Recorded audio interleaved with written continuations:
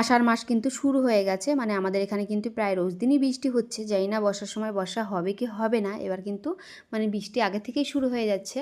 আগের বছরও এরকম সময় ব্যাঙের বিয়ে দিচ্ছিল সবাই, একটু বৃষ্টির জন্য ফসল শুকিয়ে যাচ্ছিলো। এবার কিন্তু শুরু থেকেই বৃষ্টি শুরু হয়ে গেছে, প্রায় দিনই বৃষ্টি হচ্ছে, সব জায়গায় হচ্ছে আর কি, মোবাইল দেখলেই বোঝা যায়। তো দেখো সকাল সকাল তো ঘুম থেকে উঠে পড়েছি, যেহেতু উঠোনটা আমি মানে সবার লাস্টে ঝাড় দিই, মানে সমস্ত কাজ কমপ্লিট করি তারপরেই ঝাড়ু দিই। তো উঠোন ঝাড় দিতে যাব তখনই কিন্তু বৃষ্টিটা চলে এলো। তো ভিজে ভিজেই উঠোনটা ঝাড়ু দিলাম, কারণ পিউ যাবে পরীক্ষা দিতে, ওই জন্য। তো ভাবলাম যে উঠোনটা পড়ে থাকবে বা সে উঠোনে যাবে মেয়েটা, ওই জন্য বৃষ্টির মধ্যে ভিজে ভিজেই ঝাড়ু দিয়েছি। এখনকার বৃষ্টিতে ভিজলে কিন্তু ঠান্ডা সর্দি মানে লেগে যায়। তো যাই হোক, দেখো উঠোন ঝাড় দিয়ে এরপরে উনানে ভাত বসিয়েছি।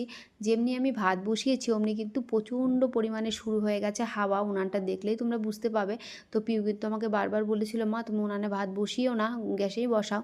তো ভাবলাম ওর পাপা যেহেতু ওঠেনি, ওই জন্যই উনানে বসিয়েছিলাম, কারণ ওর পাপা উঠলে উনানে একদম রান্না করতে দেয় না, খুব বকা দেয়, কারণ অনেকটা লেট হয়ে যায় ওই জন্য ঘরে বাইরে করতে করতে। তো আমি কিন্তু ভাতটাই শুধুমাত্র উনানে করি। আর এদিকে দেখো বনি কিন্তু রেডি হয়ে চলে এসছে আমাদের বাড়িতে। তো আস্তে আস্তে ও কিন্তু ভিজেও গেছে, জুতাটাও তো প্রচণ্ড ভিজে গেছে ওর। তো আমি একটু জুতাটা পরিষ্কার করে রেখে দিলাম, একটু পরে যাবে। পিউর এখনও খাওয়া হয়নি। এই দেখো বৃষ্টি হচ্ছে আমাদের এখানে, মানে বৃষ্টি হলে জল জমে না, এটাই একটা সুবিধা আমাদের, যেহেতু বালি মাটি একটুও জল দাঁড়ায় না, বৃষ্টি হচ্ছে সঙ্গে সঙ্গে মানে শুকিয়ে যাচ্ছে, রাস্তায় বেরিয়ে যাচ্ছে। তো দেখো বৃষ্টি কিন্তু ভালোই হচ্ছে, কিন্তু জল কখনোই হয় না আর কি। আগে গ্রামে বাড়িতে যেরকম আমাদের বৃষ্টি হলে উঠোনে অনেকটা পরিমাণ জল জমা হয়ে থাকতো, এমনকি প্রচুর বৃষ্টি হলে 1-2 দিনও থাকতো। আমার বাড়িতে কিন্তু এখন জল জমা হয়ে থাকে না।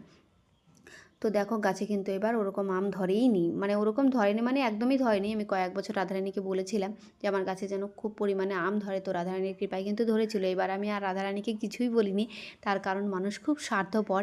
আমগুলো এত টক, ওটা মানে কোনো কাজেই লাগে না, যার জন্য আমার আর বলাও হয়নি, আর রাধারানী কৃপাও করেনি। তো দেখো এক থোকা আম ধরেছিল, তাও আবার মিস্ত্রি এসে মানে ওই ডালটাতেই পাড়া দিয়েছে, তো মানে ডালটাই ভেঙে পড়ে গেছে। তো দেখো এদিকে আমার বাবা আমার জন্য আম পাঠিয়েছে, কারণ পিউ টক ডাল খেতে ভীষণ ভালোবাসে, ওই জন্য বাবাকে বলেছিলাম। তো বাবা বললো ঠিক আছে আমি আম পাঠিয়ে দিব। তো দেখো কত সুন্দর আম পাঠিয়ে দিয়েছে, এই আমগুলো দিয়েই কিন্তু আমি আজকে বানাবো আম ডাল। তো আমার শ্বশুরবাড়িতে কিন্তু আম ডাল খেতে সবাই ভীষণ ভালোবাসে, পিউর পাপা আর আমি দুজনে খাই না, নয়তো আমার শ্বশুর শাশুড়ি মানে জ্যাঠা শ্বশুর জ্যাঠা শাশুড়ি সবাই মানে আর কি টক ডাল খেতে ভীষণ ভালোবাসে। তো ভেবেছি যে জেঠিমাদেরকেও 1-2 করে দিব। আর আজকে কিন্তু আমিও রান্না করব। পিউকে বললাম যে বৃষ্টি হচ্ছে, ঠান্ডা ঠান্ডা থাক, তোকে আম ডালটা করে দিব না, না ওর হবে না, করে দিতেই হবে। বলছে যে বৃষ্টি হোক ঝড় হোক যাই হোক তুমি আমাকে আম ডাল বানিয়ে দাও। তো ওর জন্য কিন্তু আমি আম ডাল বসিয়ে দিয়েছি।